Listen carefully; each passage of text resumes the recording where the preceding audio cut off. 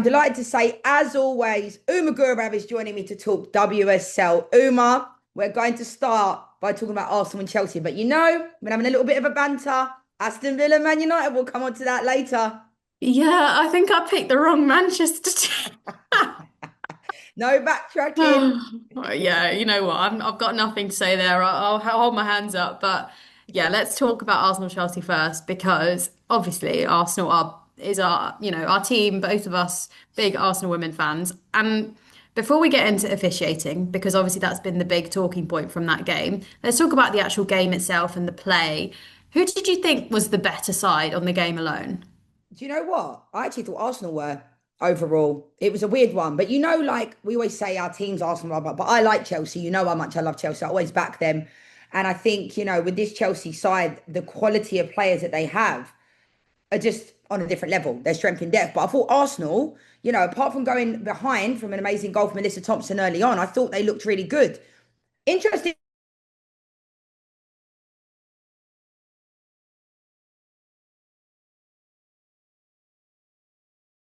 So it's a weird one. But I think overall, I thought Arsenal deserved it. Not just because of the two disallowed goals, but I thought the fans were incredible. I do think it makes a massive difference. Alessia Russo touched upon that. It does. In the women's game, when you have a massive crowd behind you, the Emirates has become a formidable place for them. So, but I think the VAR decisions, Umar, were absolutely shocking. Well, you mentioned it there. Let's get into it. Everybody's been talking about it. Should there be VAR in the WSL? And before we get into this, I just want to flag. So I had a little look at the Premier League statistics from last season. And actually, obviously, we talk a lot about how VAR gets it wrong. And we should flag that last season, the key match incidents panel in the Premier League found that there were still 18 mistakes in VAR last season in the top flight in the men's game. And obviously, you only have to look at some of the games from the men's game over the weekend to know that, VAR is not a substitute for inadequate standards of refereeing. The solution, I think, has to be standards of refereeing and making sure that they're up to scratch. Until then, of course, is VAR the solution? Because I'm sorry, but Stina Blackstenius did not touch that ball with her hands. What I think would have been, Arsenal's winner from Frida Marnham, it didn't look offside to me. Obviously, I know we'll never know. So, Leanne, at this point, given where we are, do you want VAR in the WSL? Do you know what? I think you're right, Umar. It needs to be better officiating. I think in the women's game in England, even from when I played, the officiating has never been that great. And I think in life, you get what you pay for. The women's game has catapulted and grown in an incredible way. You know how much I hate the word growth. But I think, we can't be having VAR at the Emirates because it has the ability to have it, and then VAR at Goodison Park, but then not VAR somewhere else. Do you know what I mean? It can't be like that. It's a bit like in the men's FA Cup a couple of years ago. Do you remember when it was the Premier League stadiums, they had VAR and then the non-league stadiums couldn't, and it can work in your favour. So semi-automated offside, I think, needs to be a thing that comes into place. But and human error will happen. I'm not perfect. You know what I mean? I wouldn't want to be a referee in modern day because I think in years to come we'll probably see robots as referees because referees are so scared to make decisions on the field now anyway. Definitely wasn't a handball. The offside one, debatable, but there's a reason why there's two assistant referees and two fourth officials on the side because they're supposed to help the referee in making their decision. So for one goal to be disallowed, we've seen the Black Stenius, it's an incredible goal as well. For another one to be disallowed, it does. It feels really like a kick in the teeth to Arsenal because, that would have been massive in this race towards the title. Although I think Arsenal haven't started the best types of decisions, they come back to bite you in the end. I think you're absolutely right. And Leanne, I was going to ask you whether or not you thought Arsenal was still in the title race, but we're recording this on a Monday afternoon, and I've actually got some breaking news for you. I don't know if you've seen this, but in the last 10 minutes, it's just been announced that Katie Reid has done her ACL. I don't know what your initial reaction to Oh. that is, but for Arsenal, that's horrendous news. I was wondering why, we didn't see her on the team sheet, of course, at the weekend. Kim Little as well, I know, was out. Not sure how serious that injury is, but it's been confirmed that Katie Reid has now done her ACL. I mean, I'm just gutted for her. Yeah, I mean, it's just, again, on this show, unfortunately, it's a deja vu every single Monday, isn't it, Uma, where we're talking about another player doing their knee. It must have happened before she got that call up to England in that Yeah, so she situation. done That's it my in assumption. training. Yeah. I mean, it sounds dramatic to say thoughts and prayers are with players. But at the same time, because it's not everyone's thinking, oh, injuries happen. It's not a devastation. It is because it keeps happening over and over again. Me and Max Scott spoke about it with Natalie Sawyer a couple of weeks ago, and Max even made a really good point. It's not until someone in high profile position does it, then it comes back again, and we start talking about research. Honestly, everything I said last week, because this is another one, and unfortunately, it will continue to happen until the research catches up. And I do think that this has been an issue for years and years where there's been a disservice in the women's game when it comes to research, my least favorite word, along with growth, and those types of things. So yeah, it's a disgrace, and it will continue to happen, unfortunately. Oh, it's heartbreaking. And like you say, honestly, thoughts and prayers to Katie Reid, because for a player like that, it's not too dissimilar from Michelle Adjumang, a player at the start of what I hope is going to be a fabulous career. She's really starting to shine, and it's horrible to see that's going to affect her. So we wish her all the best, and we'll obviously keep track of her recovery. Finally, then, Leanne, you look at the table now, and you look, obviously, it's Man City at the top, but Arsenal now have got 15 points. They're 6 points off Man City, 5 points off Chelsea. Are they still in the title race? Mathematically, yes. Realistically, I don't think so. Because as we've seen in this league, we're going to come on to Aston Villa, Man United in a minute, but Aston Villa seem like this team that, like, giant killers. They're down in seventh, and they're like getting results against Man United and Arsenal. And this league is unforgiving. I just think Manchester City, Chelsea just look better. That's the reality. As much as I want them to be in it, I just don't think we are. Completely agree with you. However, we have to move on now, as you have alluded to. We've got to talk about it. Oh, I've been dreading this. Man United lost to Aston Villa at the weekend. My beloved Man United, who I tipped to win the title, they've had a huge trip up. I've got to say, honestly, just didn't see that one coming. And I'll hold my hands up there because they failed me. And I was watching that game and I was thinking, how are you not scoring here? How are you not getting something out of this game? But actually, it's like you talk about that ruthless sense of, just can you get something out of this game? And they couldn't.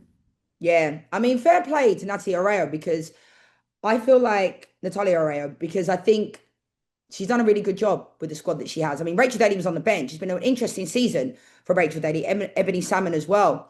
You know what? You and I banter about it, but I do like Man United. And everyone knows my men's team is Man United, but like I want them to do well, because I think there are times where Mark Skinner just never gets to praise. It's like damned if he does, damned if he doesn't.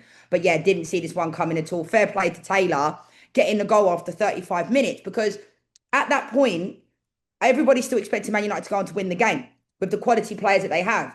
Unfortunately for them, it was just one of those days where nothing was going in the back of the net. Jess Park, quiet game. Turland, quiet game. They still created chances. But I just feel like Aston Villa, credit where it's due, because they've done it in the Emirates. They've just beaten, Manchester United. And I still think, although I banter with you about it, they're still doing well. But that one will be a bit of a kick in the teeth. Yeah, and a lot will come down to the Manchester Derby this weekend, to be fair. Like you say, they're not out of it yet, but it's not the kind of game you want to be losing. Right, let's move on to London City Lionesses against Spurs. I had the absolute pleasure of being at this game. It ended 4-2 I to the saw that on your home. Instagram that you went. Oh my gosh, such a treat. I was there for the WSL and it was just amazing because honestly, when it comes to pure just enjoyment of football, obviously I don't support either team, but I'm a big fan of both of them. And I just think it was an incredible game to watch. I know Spurs fans won't have enjoyed watching that, but full credit to London City Lionesses because that team have just come not to mess around at all. They were in it, they were passionate. Some of the play, Freya Godfrey, oh my gosh, incredible player of the match. And you can see why actually everybody's been talking about them as like this team that's come into the WSL and you actually don't know where they're going to finish. Yeah, I mean, this is what happens, when you come to South East London, Uma, to Bromley, my local area. Great things happen. Legends are born there. Now, but all jokes aside, I think it was an interesting game because it was 2-2 up until like the 81st minute. Then there was the own goal. And then it was when like Nikita Paris was off the field. I thought, oh, that was an interesting decision. Maybe she picked up a knock. But honestly, I thought it was a brilliant game. Really, really good game. And fair play to London City. I mean, you talk about Freya Godfrey. She was at Arsenal for a number of years. And I know it was quite difficult for her to leave Arsenal. But I do think, as we've seen in this under 23 team that I went to watch the other week, England versus Portugal, like Freya Godfrey was playing in that game along with McLaughlin and those types of players. And there's a lot of really talented players coming through, genuinely. And I think Freya Godfrey's got something really special. Coming in off the right, hit it with the left. She's coming off the left, hit it with the right. So, yeah, fair play to London City. That's a massive result against Tottenham that have been in a good run of form. Huge result. I mean, like you say, we've had Martin Ho on the show, and Spurs, look, it's a hard one to take, but they have to just take the positives from the season so far because actually it just came down to it and they just didn't have the edge. But yeah, both of those teams, I think, still be one to watch. Let's move on to the real title challenges, it seems now. Man City, top of the table.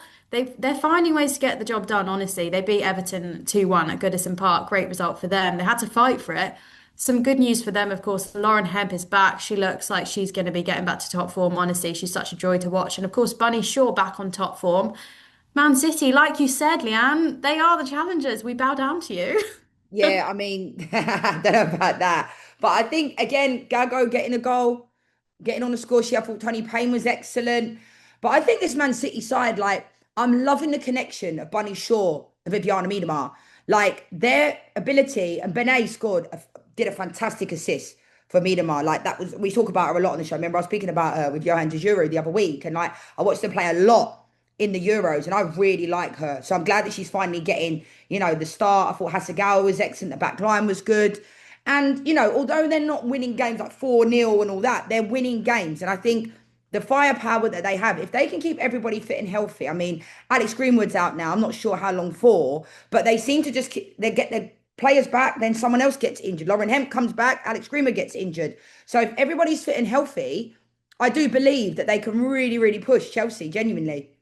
Yeah, I think you're right. And like you say, it's not about how much you invite, it's about getting the result, isn't it? That's exactly what Chelsea did last season. So yeah, hopefully we've got a title race on our hands. Finally, we've got a couple of games to talk about. Both ended 1-0. And at this point, I feel like we have to talk about Liverpool and West Ham together because they just can't be separated. I mean, Liverpool, you think they're going to win, and then they give it up right at the end to Brighton. And then West Ham do the exact same against Leicester. I mean, you couldn't write it. Liverpool, I don't even know what to say about Liverpool anymore because, to be honest, in the end, Brighton will feel they actually deserve the point, but Liverpool should really have put it to bed. Yeah, I mean, Liverpool 7 games this season, West Ham 8, no wins. And it's an unforgiving league, as we know. But I think these are the types of games I talk about. Like, I hate the terminology 6 pointer, but genuinely, like, West Ham Leicester is. And the concern for me with West Ham is that they actually could have won that game had they not have just been sitting on a 1-0. That's what they did. I think for Liverpool, they were unfortunate because Kafaji ended up scoring the 93rd minute. And I thought Liverpool deserved it in the end, genuinely. I think for West Ham, they didn't quite know what to do when they went up.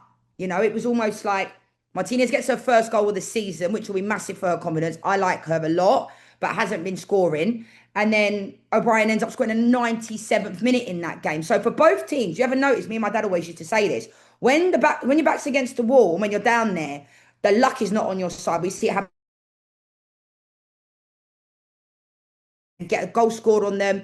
But at the end of the day, these teams are where they are because they haven't been good enough. And, both games ending 1-1, they just need to get a win. And West Ham, for me, in that moment, Liverpool going into that game, I don't think we're expected to win that game. So I think they'll take a point. Not in the way, in the manner it was. I think for West Ham to go up and then to concede that way, disappointing, really disappointing. Yeah, the goal they conceded will be agonising. It's just there was no one on Shannon O'Brien at the end, like no No. marking No, whatsoever. and to be fair, that's a good point actually, because I remember Martinez looked over the corner of her eye and, O'Brien was just on her own and they just switched off for that moment. And to be fair, it was a good finish, but yeah, she was left on her own.